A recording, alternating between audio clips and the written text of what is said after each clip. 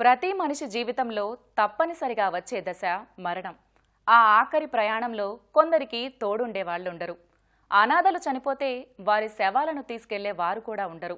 అలాంటి దీనుల అంతిమయాత్రకు తానే కుటుంబ సభ్యుడిగా మారి గౌరవప్రదంగా దహన సంస్కారాలు నిర్వహిస్తున్నాడు హైదరాబాద్కు చెందిన ఆర్యవంశీ.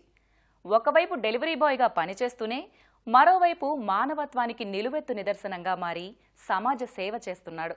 మరి అతడి సేవా ప్రయాణం ఈ కథనంలో చూద్దాం.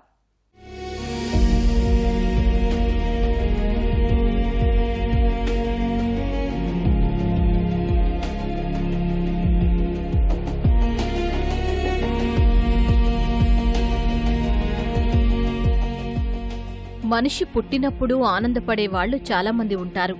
అదే సమయంలో మరణించాక అంతిమ సంస్కారాలు చేయడానికి నా అన్నవారు లేని దీనులు ఉంటారు. అలాంటి అనాథ శవాలకు గౌరవప్రదంగా చివరి వీడ్కోలు ఇవ్వాలనే సంకల్పంతో ముందుకొచ్చాడు ఈ యువకుడు.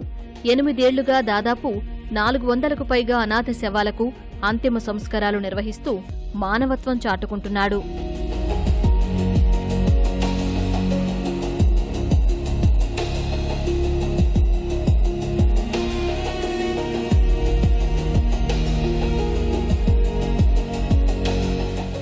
హైదరాబాద్కు చెందిన ఈ యువకుడు ఆర్యవంశీ పేదరికం కారణంగా ఇంటర్ వరకే చదివాడు. పగలు డెలివరీ బాయ్గా, రాత్రిళ్లు క్యాబ్ డ్రైవర్గా పనిచేస్తున్నాడు. అనాథలు, రోడ్లపై ఉండేవారు, ఆస్పత్రుల్లో ఎవరూ పట్టించుకోనివారు చనిపోతే సంబంధిత అధికారుల అనుమతులతో అంత్యక్రియలు నిర్వహిస్తున్నాడు. పుట్టుకను ఎంత వైభవంగా జరుపుతారో చావును అంతే గౌరవప్రదంగా నిర్వహించాలన్నది తన లక్ష్యమని, అందుకే ఈ సేవా మార్గంలో నడుస్తున్నానంటున్నాడు ఆర్యవంశీ. సైడ్ మీద ఐడెంటిఫై కానివ్వండి, అర్ఫన్ డెడ్ బాడీస్ కానివ్వండి, ఎవరు లేని వాళ్ళు కానీ ఎవరైనా చనిపోయి ఉంటే ప్లీజ్ నాకు చెప్పండి. ఎందుకంటే నేను ఒక కొడుకుగా నించొని సరైన సాంప్రదాయ ప్రకారంగా వాళ్ళ అంత్యక్రియలు చేస్తానని చెప్పి వాళ్ళకి మాట వేయడం జరిగింది. ఇంకా ఆ రోజు నుంచి నా జర్నీ స్టార్ట్ అయింది. నాకు ఒక రోజు బేగంపేట పోలీస్ స్టేషన్ నుంచి కాల్ వచ్చింది. మళ్ళీ ఒక అమ్మ చనిపోయింది, మీరు ఏమైనా దహన సంస్కారాలు చేస్తారా అని అడిగితే నేను ఏది ఆలోచించకుండా వెళ్ళి ఎవరైతే అమ్మ చనిపోయారో ఒక కొడుకుగా నించొని సరైన సాంప్రదాయ ప్రకారంగా తనని అంత్యక్రియలు చేసి తన అస్థికలని పిండ ప్రధాన పూజ ఇవన్నీ చేయించి గంగా నదిలో నిర్మజనం చేయడం జరిగింది. ఇంకా ఆ రోజు నుంచి ప్రతి ఒక్క పోలీస్ స్టేషన్, ప్రతి ఒక్క ఓల్డేజ్ హోమ్, ప్రతి ఒక్క జిహెచ్ఎంసి షెల్టర్ వెళ్ళి ఇలాంటి కేసెస్ ఏమైనా ఉంటే నాకు చెప్పండి. నేను ఒక కొడుకుగా, ఒక అన్నగా, ఒక తమ్ముడుగా, ఒక మనవడుగా నించొని వారి చివరి ప్రయాణంలో తోడుగా నించోడానికి నేను ప్రయత్నిస్తున్నాను, నాకు సపోర్ట్ చేయండి అని చెప్పి ఆ రోజు నుంచి ఇంకా నేను 400 పైన అనాథ శవాలకి అంత్యక్రియలు చేయడం జరిగింది.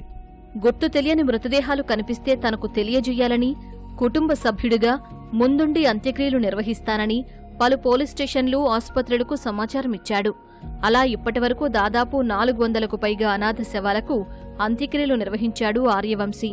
మార్నింగ్ డెలివరీ బాయ్గా జాబ్ చేస్తాను, ఈవినింగ్ ఐటీ కంపెనీలో క్యాబ్ నడిపిస్తుంటాను. ఏదైతే నాకు డెలివరీ జాబ్ చేస్తున్నానో అక్కడ దాంట్లో వచ్చిన శాలరీతో ఈ అంత్యక్రియలు ఇవి చేస్తాను. ఒకవేళ నాతో కాకపోతే నేను అప్పుడు డొనేషన్ త్రూ వెళ్తాను. ఎక్కడ డెడ్ బాడీ ఉంటే అక్కడ తీసుకొని, కానీ ఒకటే దగ్గర బోయింపల్లిలో శ్మశానంలోనే అక్కడే చేస్తాను. అంటే లైక్ ఉస్మానియా అయినా, గాంధీ అయినా, వేరే డిఫరెంట్ స్టేట్ ఉన్నా అక్కడ నుంచి బాడీ ఇక్కడ తీసుకొచ్చి ఇక్కడే అంత్యక్రియలు చేస్తుంటాను.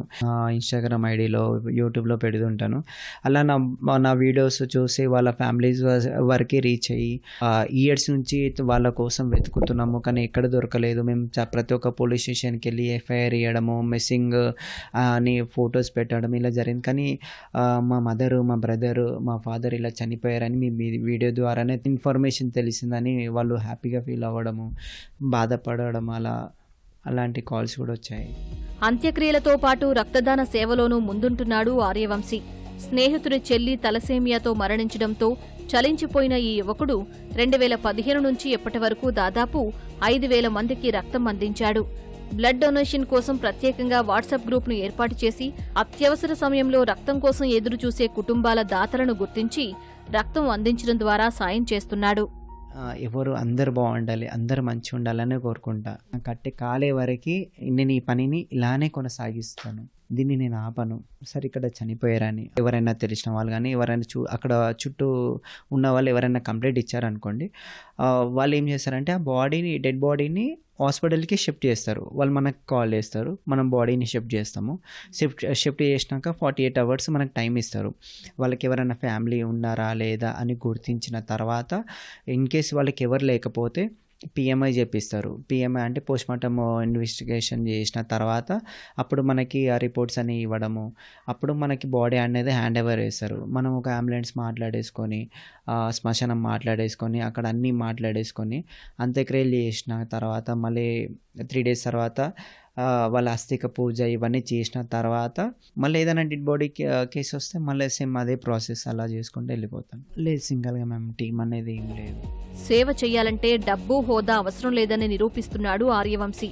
కేవలం సోషల్ మీడియాను వేదికగా చేసుకుని తాను చేస్తున్న సేవను నలుగురికి తెలిసేలా చేస్తున్నాడు. దాతల నుంచి ఫండ్స్ అందితే తన సేవా కార్యక్రమాలను మరింత విస్తరించి ఎక్కువ మందికి సహాయం చేస్తానని అంటున్నాడు. నాకు కొంచెం సపోర్ట్ ఉంటే ఇంకెంతో మంది అనాథ సేవలకి నేను అంత్యక్రియలు చేయగలుగుతాను. వాళ్ళ అంత్యక్రియలు చేసినాక అన్ని అస్థికలను తీసుకెళ్ళి కాశీ నదిలో పూజ చేయించి అక్కడ నిర్మజనం చేయడాన్ని నాకు కళ అనమాట.